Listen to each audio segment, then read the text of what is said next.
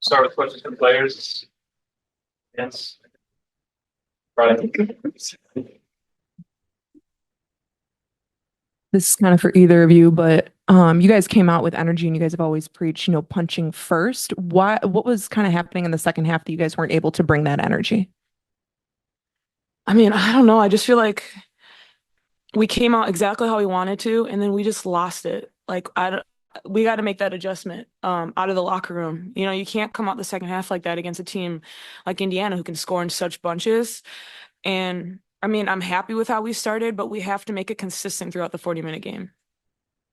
I mean, obviously film will show you, what is going to be there, but like this has been a theme lately. You guys you guys are in for like 38 minutes and then it's gone. So how do you guys try and find that consistency, especially if with a postseason push on the line? I mean, all that it really comes down to is you have to play through it. I mean, there's not much practice time to kind of replicate those kind of situations. So we have to learn from game to game, as cliche as it sounds. And so, yeah, like you said, it's been a theme for probably the last 4 games in a row. We haven't really been able to close it out, or we haven't been consistent. So it just has to come from in-game experience. We have to be able to adjust and make those adjustments a little bit quicker. So yeah. Okay, Julia. Just kind of wondering first, what was the defensive game plan that you guys were kind of looking at to try to contain Clark tonight and Boston, kind of that tandem? I mean, go over as much as we could. On Boston games, we know that they're a very pick and roll heavy team. And so, yeah, really just go over on her, make it difficult, make her a passer. Obviously, she's a good player, so she was able to get a lot of things on us. But yeah, that was pretty much the plan. And then for both of you, just when you're looking, especially going into a road trip, when you're looking at kind of a losing streak like this one, how do you mentally prepare for this road trip and trying to break that? Desperate. We need to play desperate. Like we have to give everything we have every single night, every minute on the court. It's not going to be pretty. We got to learn how to play through adversity. That's another thing that we need to grow from. We were a younger team, but who cares? No one cares. No one feels bad for us. We got to play through it. We got to stop fouling. But we got to start playing desperate. We have to take it to a whole nother level of, do we want to be in playoffs or not? Are we going to just pack our bags and go home? Let's figure it out right now. So we're about to play 2 really good teams. Minnie and Vegas are tough and on the road. So who cares? No one feels bad for us. We got to figure it out. We need to go in there and act different. Like, we got to be desperate for this. Guys, 5th straight loss, but obviously, unlike the last, this is double digits. What's missing? What's missing from this team right now? I mean, obviously, it hurts not having Kennedy too. Like, that's an obvious missing piece, our leading scorer, right? But I think in the locker room we discussed it's defense. I mean, obviously, offensively, we got to take care of the ball, and there's stuff we need to clean up. We need to execute better. But we're going to win games against teams like this, playing defense and finishing possessions. Yeah.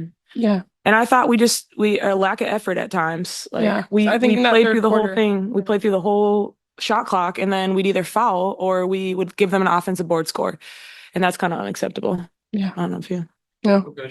David, front row left. This is really for both of you. How do you stay motivated after a game like this? And what message do you like to tell to the locker room going forward?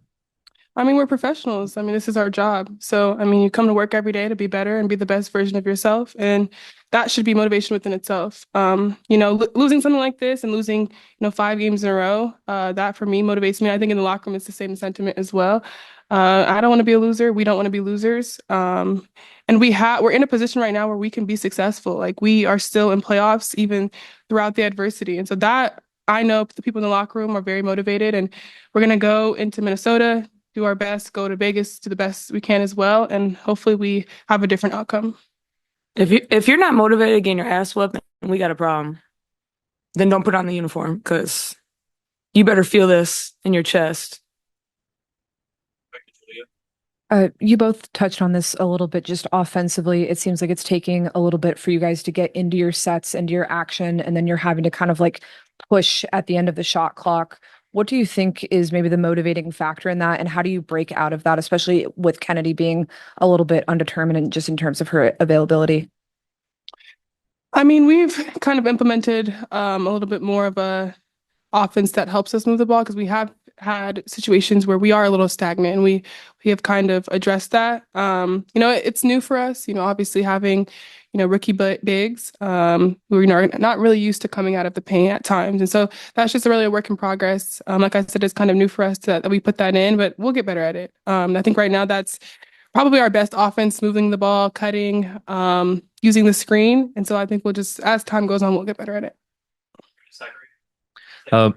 Michaela, you and Lindsay really were instrumental in getting out on that huge run at the beginning of the game. You all worked really well as a tandem, helping to fill the void with Kennedy's absence. Could you just describe like the chemistry that you two have that went into that collective performance tonight?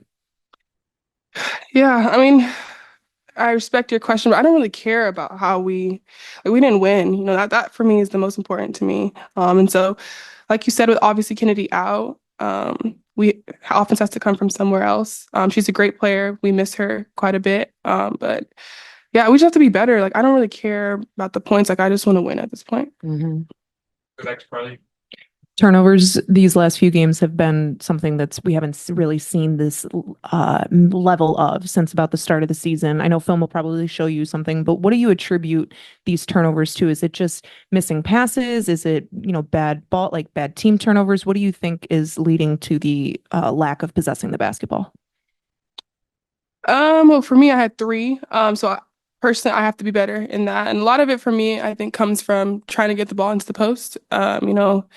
Obviously we have really, really great bigs in Camilla and Angel, and they put a lot of pressure on, getting the ball into them. And so I have to be better in that way. And so sometimes it can be that, sometimes, guards are being physical, sometimes lack of communication can come from all over. I think that we did better because I believe in the last game or maybe the game before we had like 20 something. Yeah.